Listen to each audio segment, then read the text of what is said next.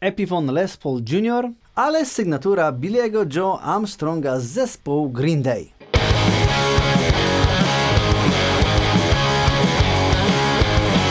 Witam Państwa serdecznie na OWU Dry Fun Studio, a w dzisiejszym materiale zapraszam do prezentacji próbek brzmieniowych tejże oto gitary, a materiał nagrany jest dzięki jednemu z Was, który powiedział mi o istnieniu tej gitary. Także co, łapeczka w górę, subskrypcja, dzwoneczek i za czołóweczką zaczynamy!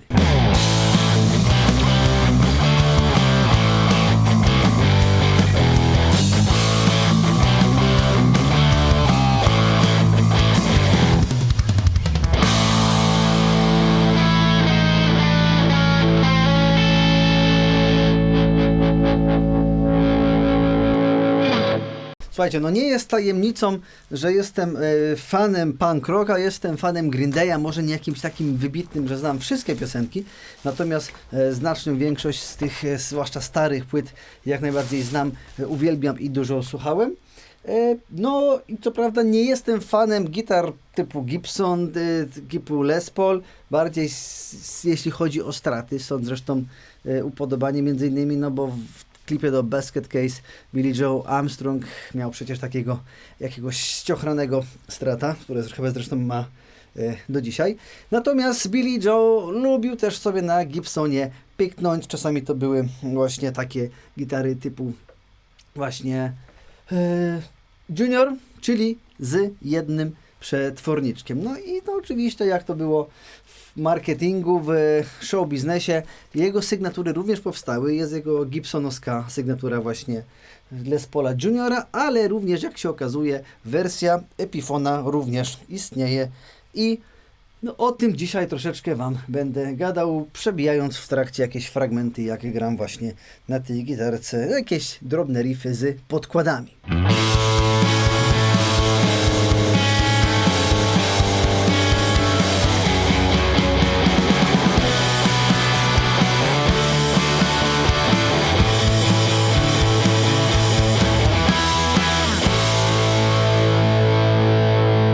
Tutaj warto zaznaczyć, że jakiś czas temu na kanale pojawił się TV Yellow, czyli właściwie taka sama gitara jak ta, z tą różnicą, że tu jest po prostu jeden przetwornik, a tam były dwa i praktycznie wszystko tutaj jest takie same. No ale wiadomo, tutaj chodzi o troszeczkę inne tematy, czyli o te działania marketingowe, czyli ta sygnatura, która tutaj jest podpisana i cała otoczka. W ogóle zresztą sama reklama tej gitarki jest naprawdę urocza. Jeżeli potrzebujesz prostej gitary do łojenia punk rocka, do grania akordów, nieskomplikowanych przebiegów, to jest fajny produkt dla Ciebie. I bardzo mnie urzekła ta reklama. Znaczy w sumie obejrzałem tą reklamę po kupieniu tej gitary, ale no to już jest inny temat. To kupiłem, ponieważ no chciałem sprawdzić, co to jest. Słuchajcie, to jest tak naprawdę zwykły Les Paul Jr., tyle że z tym logiem Billy'ego Joe Armstronga, no i powiedzmy w jakimś tam kolorze. Co prawda dodatkiem do tego jest case. Miałem o case'ie mówić później, ale powiem Wam teraz, bo case, przyznam Wam się, że to jest absolutny sztos. Nie spodziewałem się tego. O, patrzcie. Jest normalnie twardy case, nie tam żadna pianka. Tutaj ze specjalnym znaczkiem, jakieś przebitki porobię, ale sztosik jest taki, że jak się go otworzy, albo nie, to Wam już nagram przebitkę z werblami, jak go się otwiera. Dobra, uwaga, uwaga, patrzcie.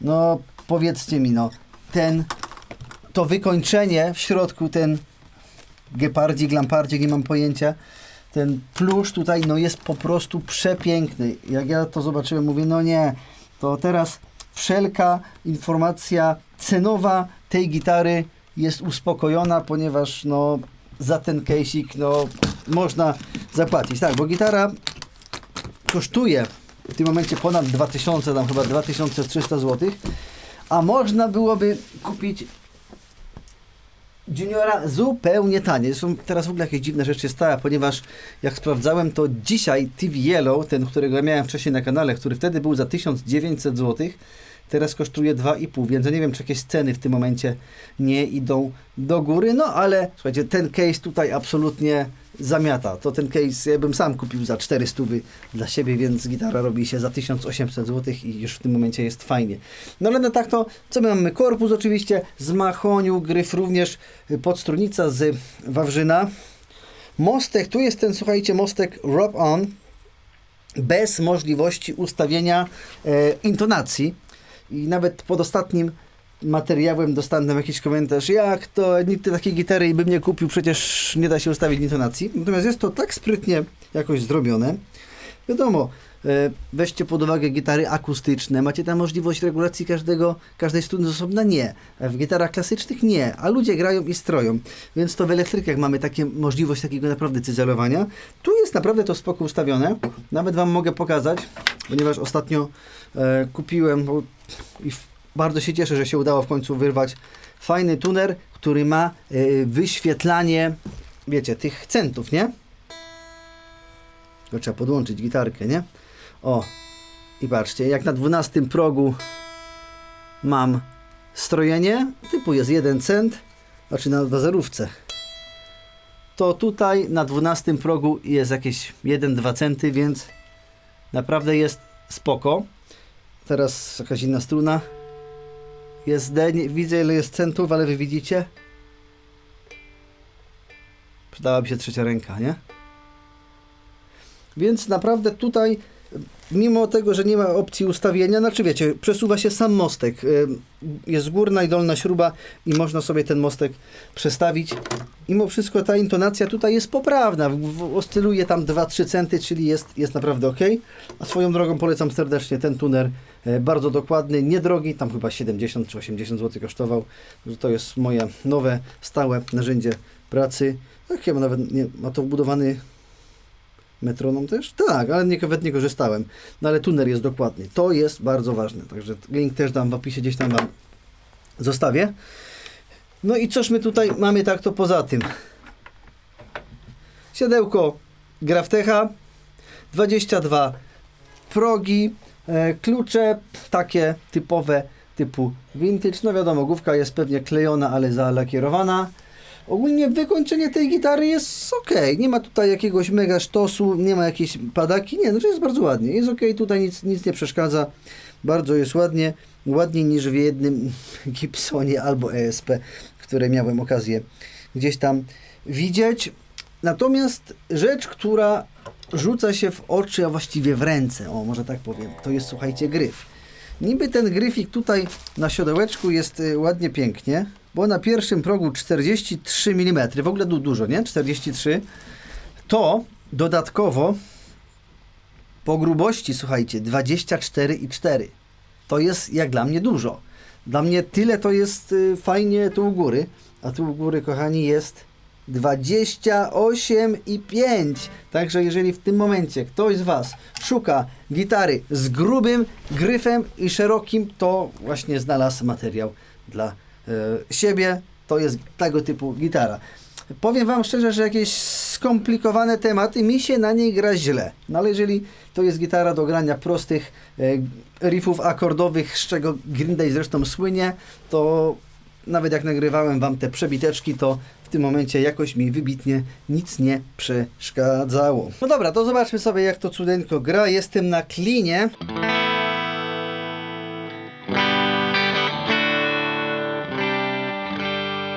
No tutaj tego ciepełka gryfowego nie uzyskamy.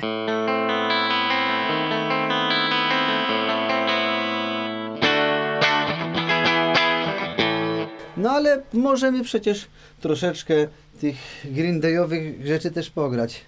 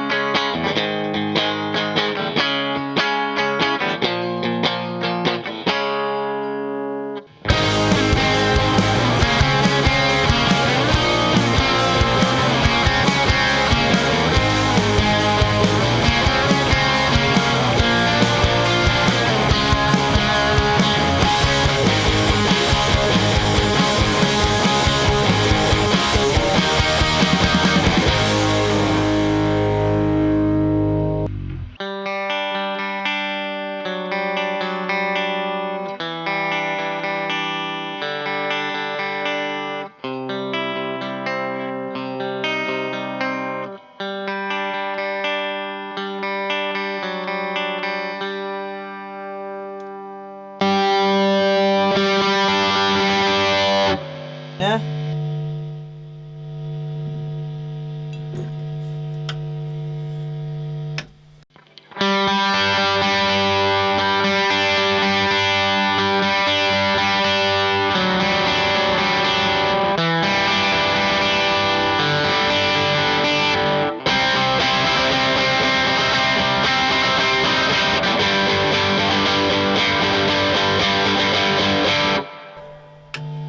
Powiedziałem clean, a i tak grałem na hambie, nie? Ale nie, do tego takiego punk rockowania jak najbardziej przyjemnie się to sprawdza.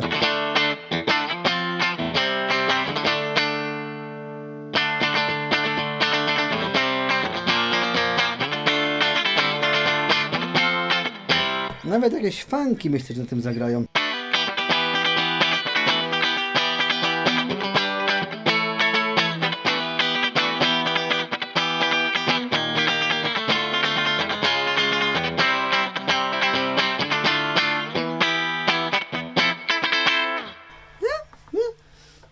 No teraz jest wreszcie podstawa, żeby zagrać.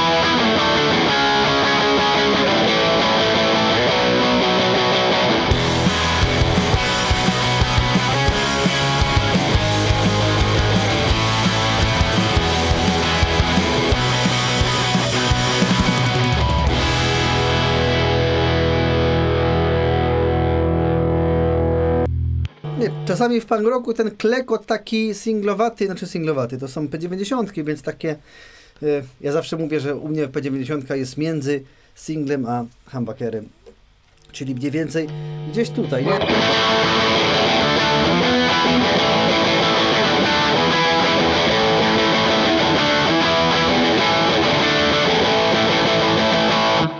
Do takiego grania akordowego naprawdę myślę, że więcej do szczęścia potrzebne nie jest.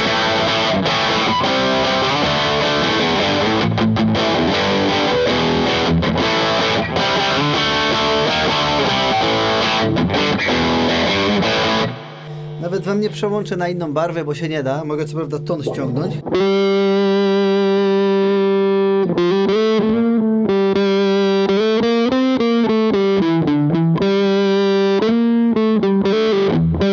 No ale coś można ukręcić tym tonem, nie?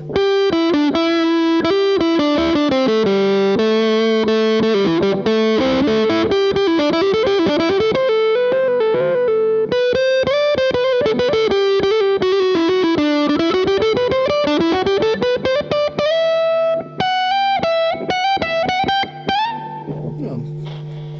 Moje palce wiadomo co zagrały.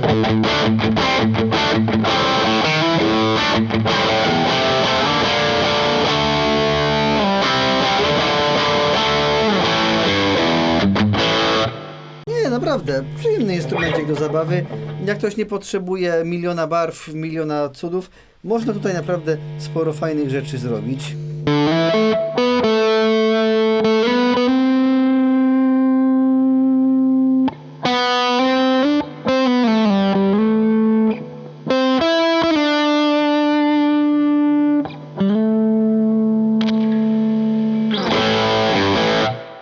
No dobrze, to jeszcze profanacja i... Nie!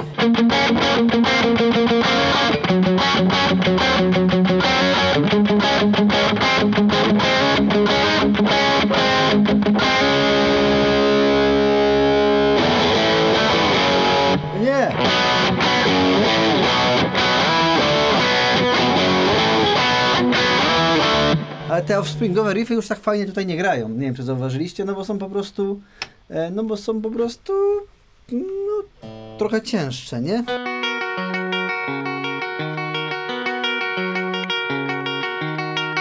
To już prędzej by tutaj poszło.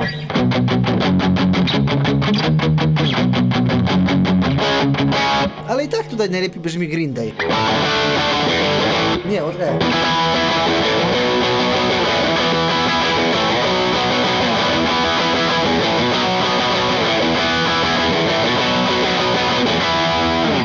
Przecież wiecie, w Green Dayu właśnie tą prostotę gitarową Billiego wypełnia Mike Dirnt ze swoimi po prostu fajnymi pochodami basowymi i tym takim mega fajnym stukotem, brzęczeniem o progi, klekotem, który ja bardzo lubię. Swoją drogą Mike Dirnt też ma swoją sygnaturę basa i też chętnie bym ją na kanale zobaczył. Jak będzie okazja, to oczywiście bardzo, bardzo chętnie, ale koniecznie w tym, nie w czarnym kolorze, tylko w tym naturalno-podobnym, ale te naturalno-podobne to się wyprzedały mega szybciutko. No ale no może za rok, za 2, za 5, za 10 będzie okazja.